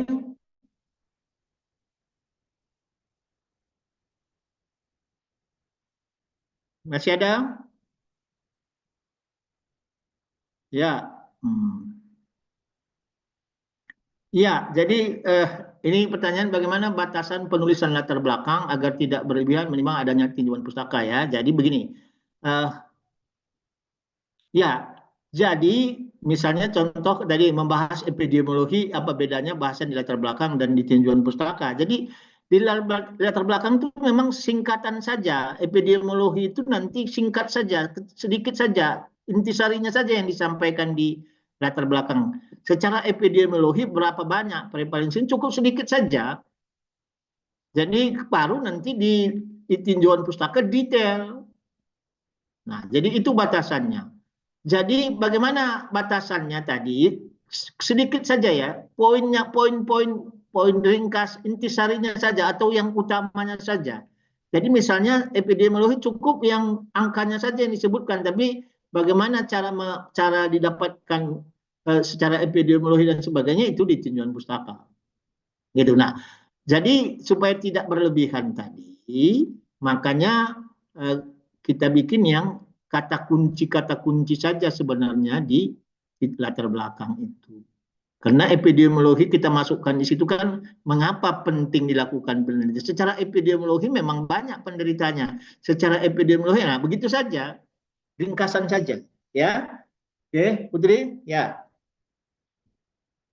Ada lagi? Silakan. Cukup.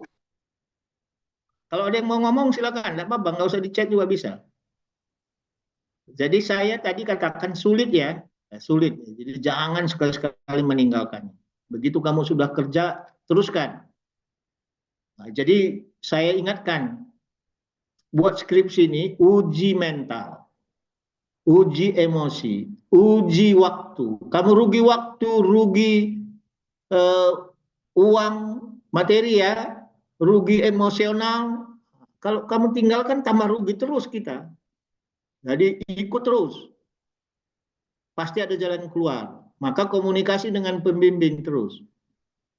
Kalau ada kesulitan dengan PA, jadi jangan sampai ditinggalkan. Oke, silakan. Ada lagi? Ya, kalau sudah tidak ada, langsung ya nanti kalau minggu depan misalnya nanti sudah dapat mungkin 1-2 minggu lagi lah ya, begitu nanti kamu dapat pembimbing, kemudian langsung dikerjakan. Langkah-langkah tadi ikuti. Inilah kita gunanya kuliah ini. Ya. Oke, sebentar dulu kita kuis dulu ya, sebentar ya.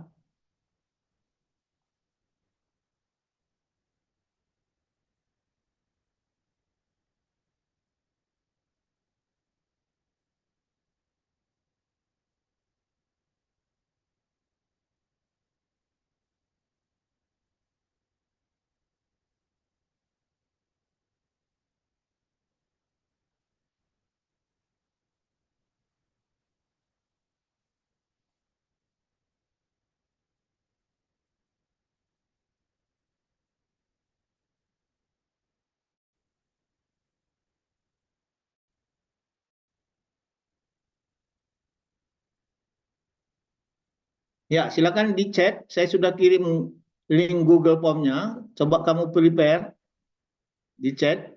Link Google Form-nya sudah saya tulis. Silakan di prepare nama, NIM, kelas.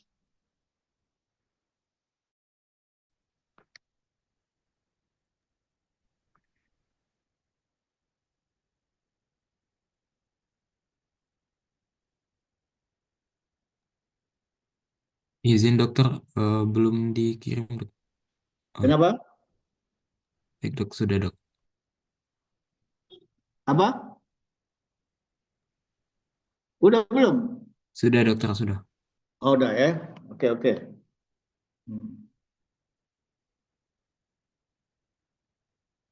Sudah semua?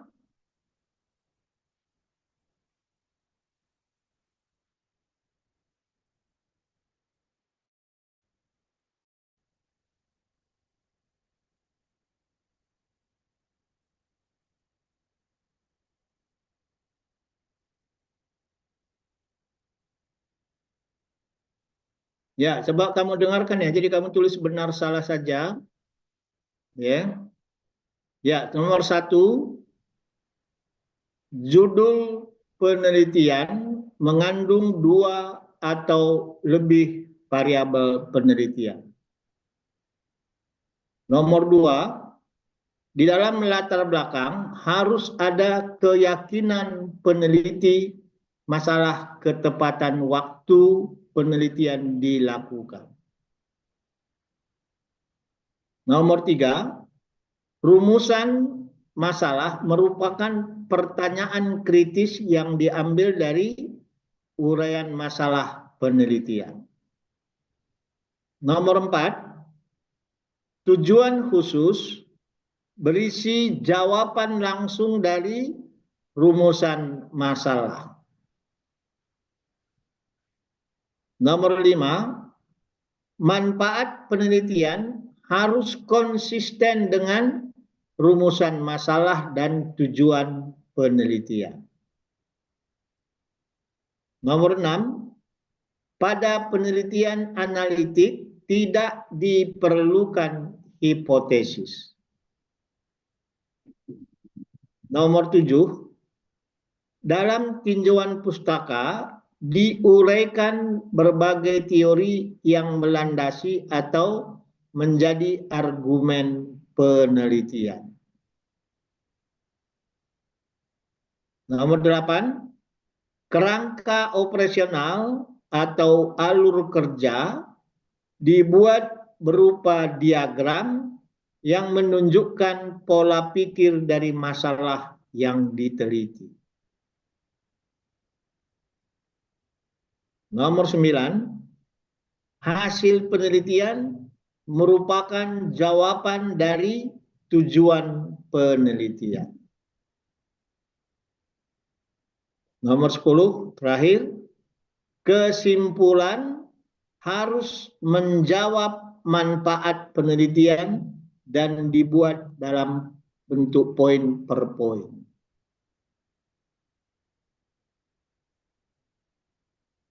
Sudah? 1, 2, 3, 4, 5. Jadi 11.32, silakan disubmit. Terima kasih. Mungkin itu yang bisa saya sampaikan.